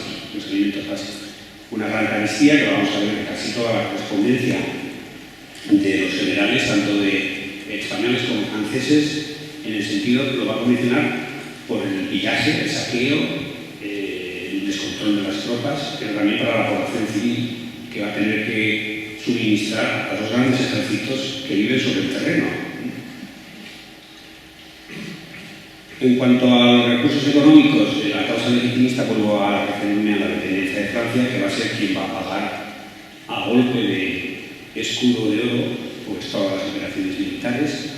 La sociedad, y lo voy a dejar también a otros ponentes, hay que preguntarse quién en esta época son los actores políticos, en lo que nosotros entendemos como políticos. En lo que, en resumidas cuentas, ¿qué papel político reservamos a la gran masa campesina?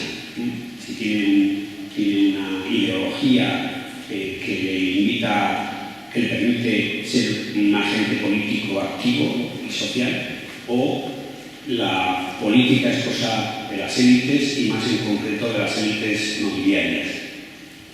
Y luego, bueno, ver un poco cómo está estructurada la sociedad de la época. Hay un clientelismo del mundo campesino hacia los linajes nobiliarios que tienen una implantación territorial y que en gran parte también van a explicar la movilización de una zona u otra dependiendo de bajo qué bando o partido nobiliario está.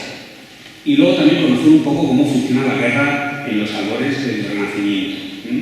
Es decir, la guerra enfrenta a Navarra a dos potencias que tienen ya grandísimos ejércitos de tipo moderno, permanentes, bien pagados, bien equipados, bien entrenados y con carácter profesional, frente a un ejército navarro que es prácticamente recluta de campesinos armados para la ocasión, con una minoría nobiliaria, y en eso se ha llegado de la Edad Media, que son profesionales de la guerra, pero que, como os he dicho, en este caso es un grupo pequeño relativamente, numéricamente, no más de 200 lanzas, y además divididos por el icono partidista.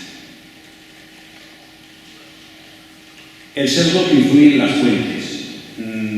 Bueno, las fuentes tienen una gran importancia y de hecho ahora empezamos a entender y a conocer qué hicieron los navarros en concreto en el año 21, porque como os he dicho, hasta ahora los relatos generales son pues, de un ejército francés que invade el reino, que se ataca a Logroño. Ahora también empezamos a conocer muy bien las vinculaciones con el movimiento comunero, gracias a Santa María. Ellos van a ser los que luego, por los pocos meses, van a levantar el reino en armas contra Carlos V, y los comuneros van a venir a luchar contra ellos defendiendo la causa del emperador. para que veáis cómo es un totum revolutum explicable, pero complejo. Bien, Condestable, precisamente por esa alianza, nunca habla de que hay navarros en el movimiento independentista o en el ejército francés. Él viene y lo va a decir claramente, según sus enemigos, no va a permitir que nadie sea el cuchillo de sus parientes, y por lo tanto, él solo lucha contra el francés. El almirante, que es opositor político y es otro gobernador castellano, sí que escribe al emperador diciendo que no se fíe de los navarros, que querían que se perdiese Castilla, no solamente Navarra, sino Castilla también. Bien, el corregidor de Logroño sí habla en sus escritos de que es un ejército que sitió la ciudad de ejército de franceses y navarros. Y luego la contabilidad y la correspondencia comunera, o sea, los documentos relativos a las comunidades, que es donde aparece la documentación sobre Navarra, también menciona esta presencia. Las fuentes francesas, el chauvinismo viene de muy lejos, pues prácticamente mencionan muy poco a los navarros, ¿no? El Esparrer es un noble occitano, pero pertenece a una familia que lleva sirviendo a la corona francesa desde un par de generaciones antes, y solo es a partir de junio, cuando empieza, ante la imposibilidad de que lleguen los mercenarios alemanes contratados en la zona de Luxemburgo y la caballería pesada, convence prácticamente al rey de Francia para que navarrice el ejército que él tiene. Como veremos, precisamente indicándose por el periodo de las cosechas, etc. Y, por cierto, también con cierta desconfianza se empiezan a aparecer entre los navarros sobre las segundas intenciones de Francia en esa campaña, va a ser algo que no se va a producir o se va a producir a medias, como veremos. Y Bonnivet, pues es un gran noble francés, ya veremos, Bonnivet es el general que va a encabezar la contraofensiva de otoño del año 21, pues es un gran noble francés que apenas habla de los navarros. Y las fuentes navarras, que son las que nos están dando ahora una visión mucho más inmediata de lo que está ocurriendo, bueno, pues son muy parcas. Como fueron los que perdieron, fueron los primeros interesados en que desapareciera todo rastro de su disidencia pasada, vamos a decir, por lo menos entre la nobleza. En la nobleza se ve que la segunda generación no quiere ni oír hablar de la deslealtad, entre comillas, de sus antecesores a la monarquía triunfante del siglo XVI, que es la monarquía austríaca de España. Entonces, bueno, tenemos algunas cosas, como vamos a ver ahora, la correspondencia de Miguel de Añuez, que es un mercader algamontés, que escribe precisamente durante la campaña de Esparrer y que nos proporciona un poco la visión de un navarro muy implicado y perteneciente, desde luego, a las élites, de lo que está ocurriendo día a día, en unas cartas que va mandando día a día a su sobrino, que está en Egea de los Caballeros, que es un documento muy interesante, y los procesos judiciales, que son los que, de las consecuencias jurídicas de algunos hechos de guerra, pues vamos a deducir o vamos a obtener la información sobre la batalla de Lliesa, el levantamiento de Pamplona, las emboscadas de Obanos, en las que participaron exclusivamente tropas navarras. Y luego para obtener algunas crónicas posteriores que maquillan normalmente los acontecimientos. La más inmediata es la de Miguel de Ábalos, que se escribió 12 años más tarde, pero está dedicada al emperador, así que imaginaros qué enfoque va a dar. No son libros propiamente de historia, son crónicas. Y algunas más posteriores, y a los siglos posteriores, pues bueno, pues al hilo de la época, trastocan los acontecimientos y, por ejemplo, la de Pedro Larrano aparecen los navarros luchando en el ejército castellano, que es el que va a derrotar a los franceses, para que veáis cómo, pasadas una generación o dos, hay que someter la información a un análisis crítico muy estricto. Bueno, vamos a hablar un poco a grandes rasgos, porque sobre esto os podéis informar por otras vías, de los acontecimientos del año 21. Bueno, pues las hostilidades propiamente militares comienzan a finales de abril, tarde, muy tarde, y los comuneros ya han sido derrotados, aunque no de una forma definitiva, militar, en finales de abril, en Villar, pero, aun y todo, precisamente esa derrota obligó al ejército español a retirar gran parte de sus tropas de Navarra con lo cual, entre eso y el levantamiento de una población descontenta mayoritariamente con el dominio español desde el año 12, hace que el ejército francés pues reconquiste el reino en cuestión de menos de un mes, prácticamente salvo la resistencia del castillo de Pamplona, que acaban por ella en 6 horas de cañoneo, pues prácticamente no encuentran ninguna oposición y se plantan en Logroño, donde van a aflorar, y lo veremos luego en las cartas de Años, las segundas intenciones, la indicación del movimiento comunero y las consecuencias del enfrentamiento continental entre España y Francia se van a ver, como digo, en Logroño. Ya veis un poco el movimiento. Sí que es importante ver que no hay batallas reseñables que tenga que hacer el ejército del Esparré, fundamentalmente de infantería vascona, de caballería pesada francesa, del resto de Francia, quiero decir, porque he visto algunos libros de historia que llegan a los soles mercenarios, no, los soles son franceses, y un gran tren de artillería que era una de las joyas del ejército francés. Pero paralelamente a este avance, lo que está viendo en Navarra, y lo vamos a ver después, son el levantamiento de ciudades y batallas a un nivel o con un diseño un poco más medieval, pues en Yesa, en Segarren o en otros lugares. Bien, a esto, a partir de prácticamente el 8-10 de junio, que es cuando fracasa el intento del Esparré de tomar Logroño y de penetrar profundamente en Castilla, yendo un poco al encuentro de esa Toledo que aún resiste, es la única ciudad que aún resiste tras Villalar. Bueno, pues lo que ocurre es prácticamente un repliegue hacia la cuenca de Pamplona, puesto que ese ataque a Logroño provoca un movimiento casi nacional, me remito un poco a la anterior conferencia, para contextualizar el término nacional en esta época. Bueno, hay una respuesta masiva que pone al Esparré prácticamente entre eso y la indisciplina de sus tropas en una evidente desventaja militar. Bueno, él va a iniciar un repliegue hacia la cuenca de Pamplona, donde las órdenes que tiene es resistir hasta que llegue el ejército de refuerzo, que va a llegar ya con 6.500 mercenarios alemanes, mansenetes, y con gran parte también de caballería, pues para que puedan resistir esa contraofensiva. ¿Qué va a ocurrir? Que no va a haber tiempo de esperar. La batalla no hay, va a ser una batalla precipitada por las circunstancias. Pero bueno, sí que lo intenté reseñar que no va a ser una huida de Pamplona, este repliegue va a ser muy ordenado, es decir, después de cruzar el Ebro, el Esparré va a seguir 7 días acampado en Viena, y no va a ir directamente hacia Pamplona, sino va a bajar hacia la Ribera, para proteger la comunicación del eje Pamplona. Bien, como veis, como se ve que la batalla de Noailles tampoco va a ser tan decisiva, y como eso va a provocar además una ofensiva hacia Baja Navarra muy temporal, que va a terminar con la toma y destrucción del castillo de Don Andrani, de San Miguel de Piedefort, que en proporción fue una carnicería mayor que la batalla campal de Noailles. Bien, ¿qué hacen los navarros? Porque ya lo he comentado brevemente en la campaña del año junio. Bueno, pues tenemos una serie de levantamientos que los vamos conociendo.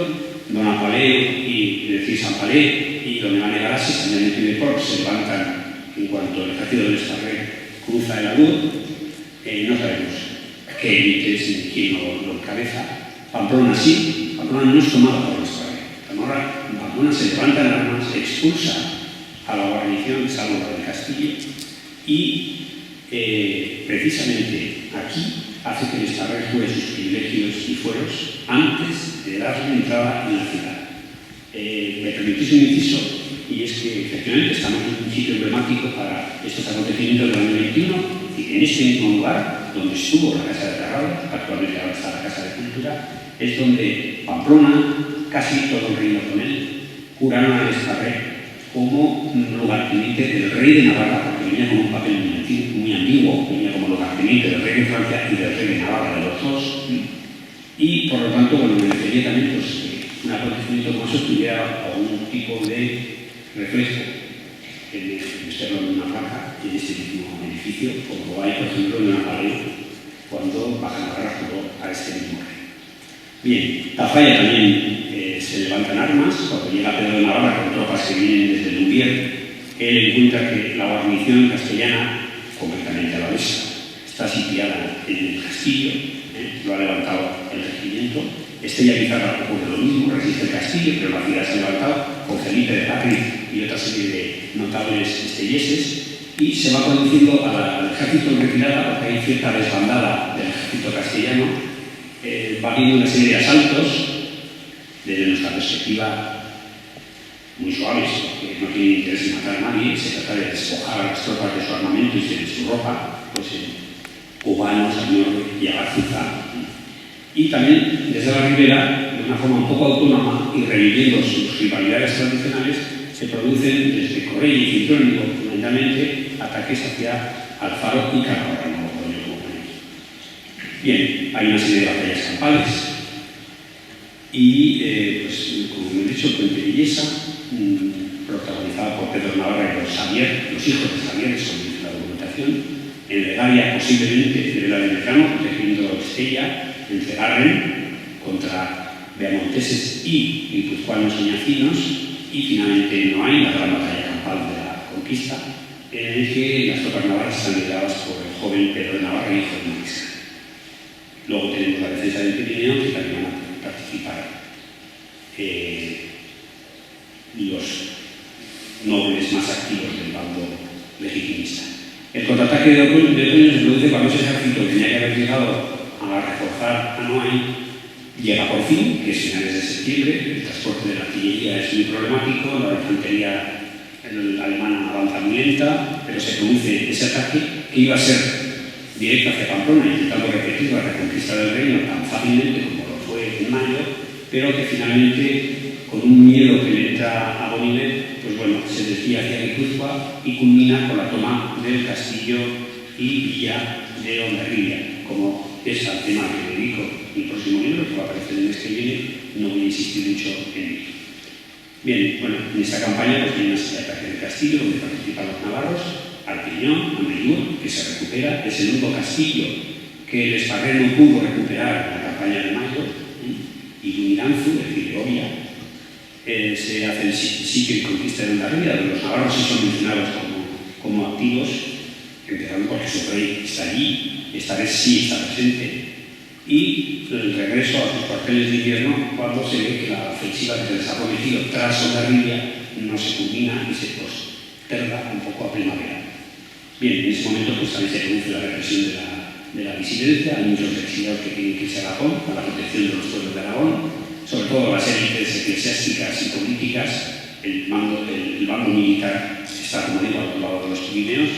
Se producen ejecuciones, la represión del emperador Carlos V, que goza de una fama, es mucho más violenta que la de Fernando de Aragón, que trató a Navarra con guantes blancos, todo hay que decirlo, y el procesamiento de muchos implicados en estos combates de primavera. Bien, Miguel de Añuez puede ilustrarnos un poco la actitud, el paso de la euforia a ver qué está pasando de muchos agramontes. Como digo, es un mercader que escribe a su sobrino y le va contando pues, lo que le llega la información. Está bien informado, aunque él lo ve todo desde Lérida, ¿no?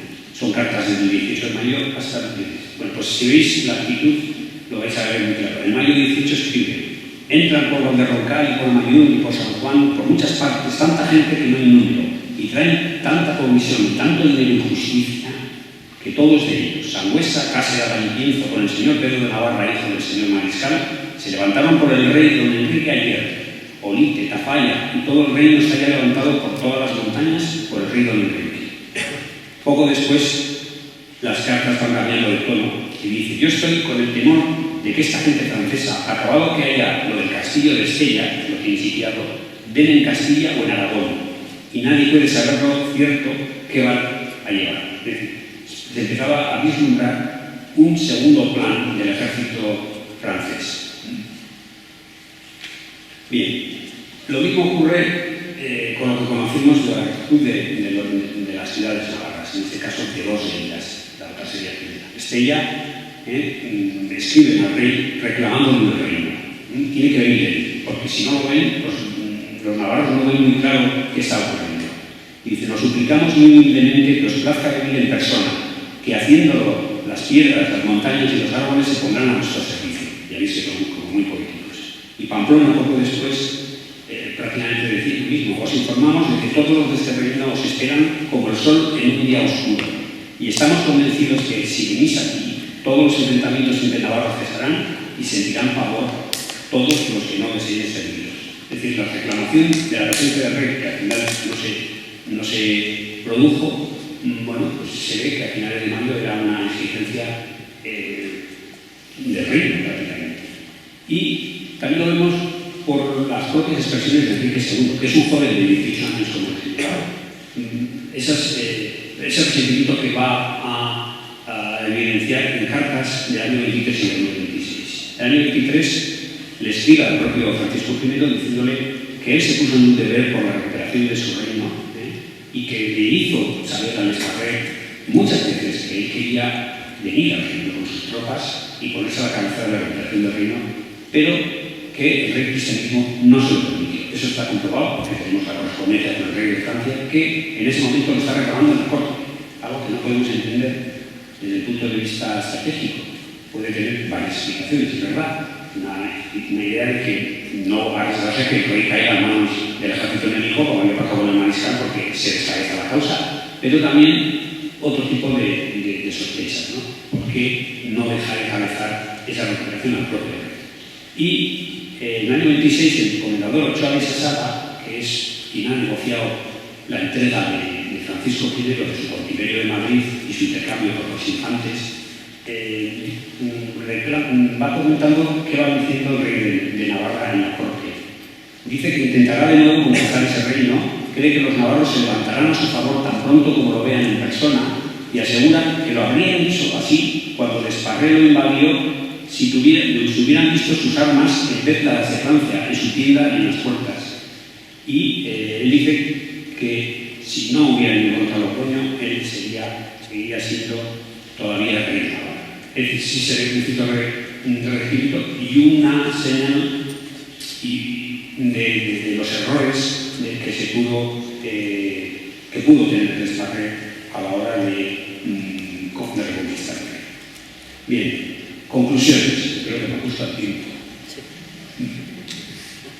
Como veis, un repaso súper telegráfico, pero, como he dicho al principio, recibiendo un poco una visión global de todo que entrar en profundidad. Bien, las conclusiones que podemos sacar y que están sujetas a revisión, porque estamos haciendo hallazgos documentales, muchas veces en los sitios más insospechados. Una de las vías de mayor fruto en ese sentido son la objeción de testigos en los procesos judiciales, cuando vemos que algún testigo se rebate diciendo no se le puede creer porque fue homicidio y ladrón. Si son en el año 24, 25, 26, con toda seguridad nos van a contar algo que pasó en estos momentos. No son latrocinios, no son asaltos, son participación en batallas, etc. Bien. El año 21 se ve una mayor unanimidad de navarros. Hay una amplia movilización de las élites y de los territorios aragoneses. Para haceros una idea, en el año 21, en el momento de la batalla de Noain, independientemente de que estén en el campo de batalla o en camino al camino de batalla y no llegaron, estarían el equivalente a unos 20.000 hombres de nuestra Navarra actual. Que es un importante número de soldados que están sobre el campo de batalla en un momento muy delicado. Hay también unión de destacados lemonteses a la causa legitimista. Y también sabemos que hay malas condiciones y mala suerte. La contingencia histórica que su influencia en cosas que hubieran sido distintas si los acontecimientos se hubieran decidido en otro sentido. Y elementos desmoralizantes que pudo haber, desmovilizantes, vamos a decir, sería la mala coyuntura económica, evidentemente, hay hambre, carestía, hay urgencia de hacer la cosecha. Nadie puede dejar las casas en los pueblos para ir a luchar. Y de hecho, las cartas del Esparrer, los capitanes no pueden hacer las compañías porque los jóvenes quieren hacer la cosecha antes de movilizarse. Hay un miedo a la superioridad militar española, eso está muy claro. Se confía en el ejército francés, que es la estrella que ha salido de la Edad Media, pero ya en estos momentos el ejército francés está siendo superado militarmente por la estrella emergente europea, que es el La no presencia de Enrique II pudo ser desorganizador, no sabemos muy bien en qué medida, y las dudas sobre las segundas intenciones del ejército francés, como vemos, venía con un plan 2 dentro de lo que es el panorama de las guerras entre los Valois y los Habsburgo, la guerra por la hegemonía continental. Bien, dicho esto, pues yo daría por terminada mi intervención, agradeciendo a vosotros la atención a este rápido repaso y quedando a vuestra disposición para las preguntas ahora o cuando Álvaro organice la mesa. ¿De acuerdo?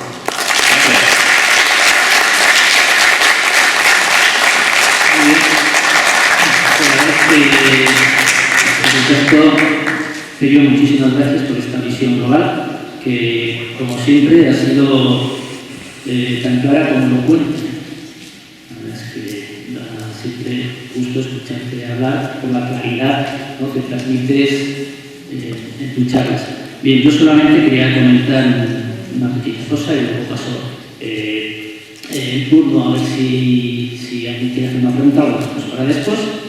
Y es sobre el tema del descontento de la población y de este levantamiento interno de muchos navarros y este interés por la presencia personal de Enrique II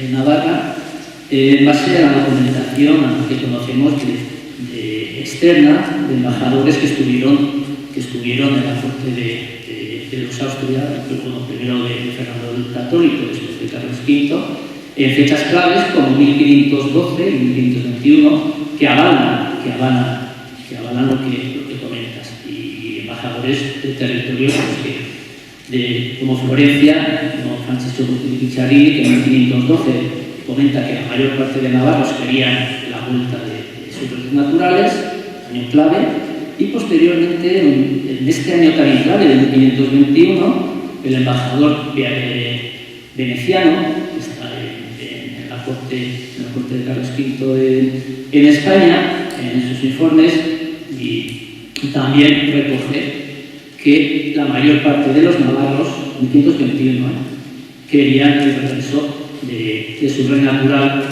Enrique II de Andrés, ¿no? Y hemos comentado antes, varias personas también el interés que contener toda esta información procedente pues, de informes de embajadores de otros territorios europeos sobre la conquista, y además en años clave, ¿no?, como en 1516, y bueno, y envías ahí varias cosas que no voy a hablar. Bien, dicho esto, no sé si hay alguna pregunta. Si no hay, haremos una pausa y como no quiero ser tirano, ni mucho menos, pues daremos 20 minutos, pero 20 minutos de hilo, ¿de acuerdo? Así que bueno, si no hay preguntas, lo dejamos luego para el debate. Pero ruego puntualidad.